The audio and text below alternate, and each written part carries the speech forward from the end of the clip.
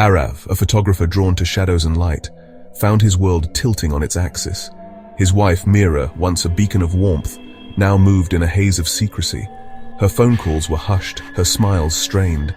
A darkness had seeped into their life, chilling him to the bone. He saw the changes in the way she looked away when he entered the room, her eyes flitting towards a locked drawer. He heard the murmurs late at night when she thought him asleep. Sleep, however, became his enemy, haunted by faceless fears and whispered doubts.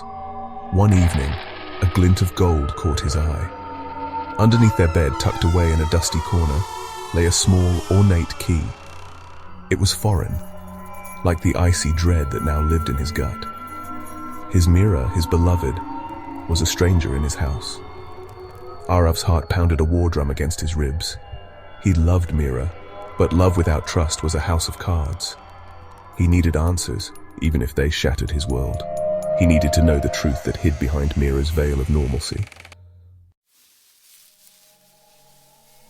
The whispers started subtly, like the rustling of leaves on a windless night. Aarav began noticing discrepancies in Meera's stories, inconsistencies in her routines. A sudden work trip here, an unexpected visit from a friend he'd never met there. He started following her, his camera becoming an extension of his anxious gaze. He captured images of her meeting with shadowy figures in secluded cafes, her face etched with an unfamiliar intensity. His heart ached, the images developing like wounds in his soul.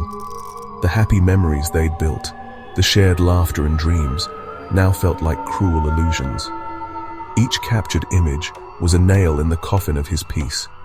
His world, once filled with Meera's light, was now a landscape of shadows and deceit. Sleep became his tormentor, his dreams filled with distorted faces and muffled cries. He was living a nightmare with open eyes, trapped in a macabre play where he didn't know the script, but feared the ending. Desperation breeds audacity. Aarav, a man who documented life, now plotted to stage his own death. It was a dangerous gamble, a leap into the abyss, but he craved the truth more than he feared oblivion. He contacted an old friend, a retired detective with a penchant for the unconventional, and together they crafted a plan. A staged car accident, a disappearance just enough to make the world, and Meera believe he was gone. The day he died, a part of him did too. The pain of deceiving Meera was a bitter pill, but he swallowed it whole. He vanished into the shadows, becoming a ghost haunting the edges of his own life.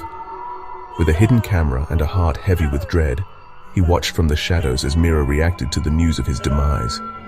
Her feigned grief felt like a slap, confirming his suspicions.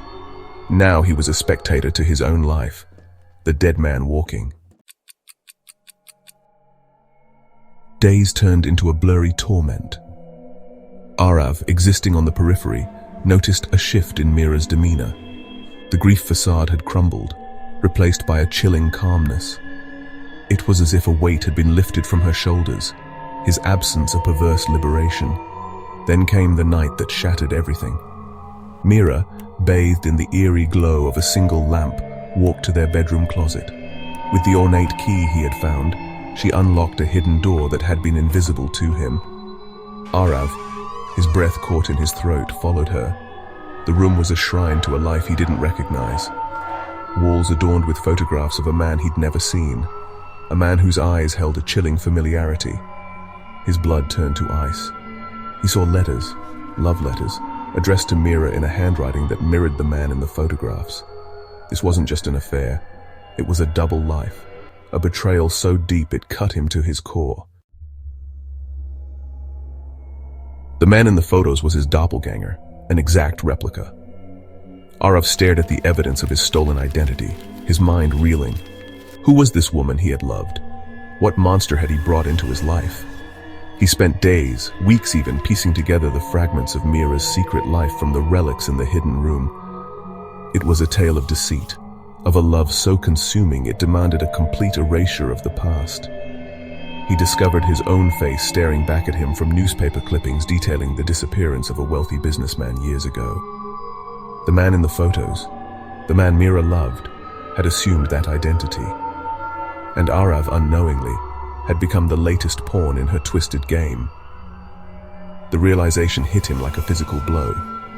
He had been a mark, chosen for his resemblance to her lost love, manipulated into a life that was nothing more than a carefully constructed stage set. One night, as Meera slept soundly in their bed, Aarav decided to confront her. He entered the secret room and replaced a photograph of her with her lover with one of himself. A silent accusation, a challenge.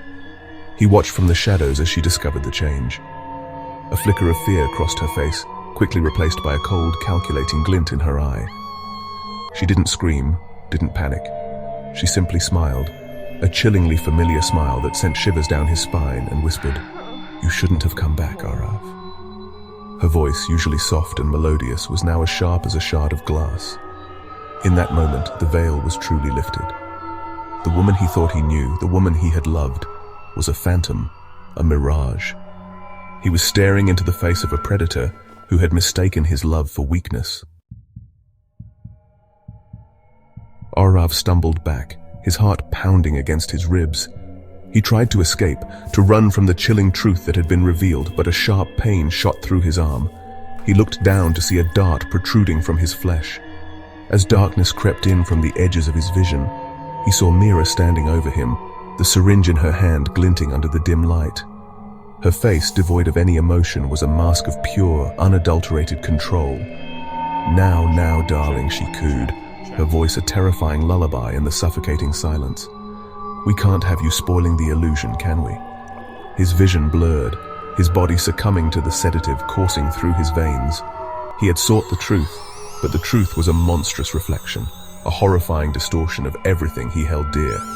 Now, he was trapped in a nightmare of his own making, a prisoner in the very illusion he had tried to escape.